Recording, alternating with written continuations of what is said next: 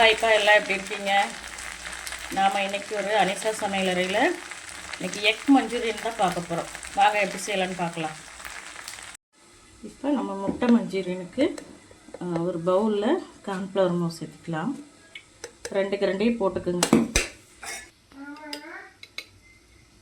மிளகாத்தூள், பெப்பர் தூள், கொஞ்சம் உப்பு,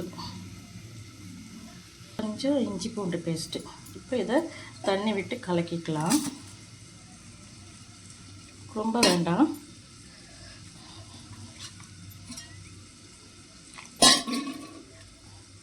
இதுக்குன்னா கெட்டி கெட்டியாக இருக்கும். இந்த மிளகாத்தூள் கரையாது. அதனால் கையில் நீங்கள் நல்லா கலக்கிக்கங்க.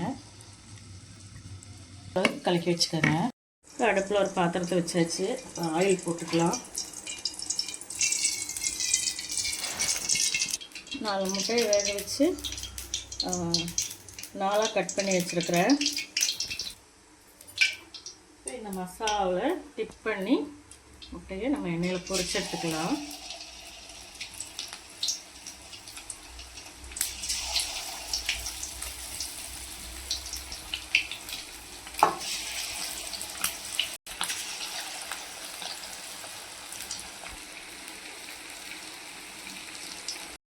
எக்கு நம்ம ஃபாயில் பண்ணி எடுத்துக்கிட்டோம். இனி அடுத்து மஞ்சூரியனுக்கு ரெடி பண்ணலாம். ஆயிலே நம்ம கொஞ்சம் எடுத்து வச்சுருக்கிறேன். இப்போ அதில் ஒரு 3 பல் பூண்டு போட்டுக்கலாம்.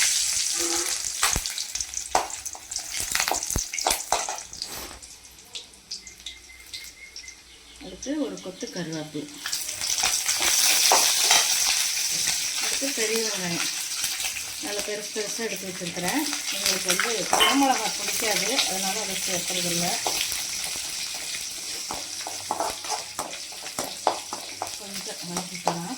இப்போ இதுக்கு தேவையான உப்பு போட்டுக்கலாம்.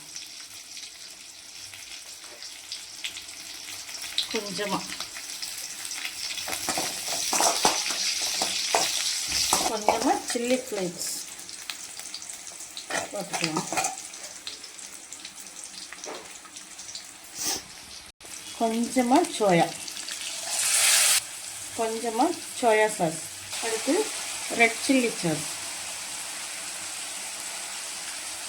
எடுக்கலாமா.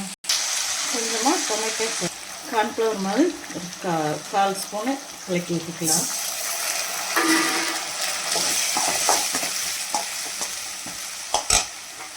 இப்போ நம்ம பாயில் பண்ணி வச்சு எக்க பார்த்துக்கலாம்.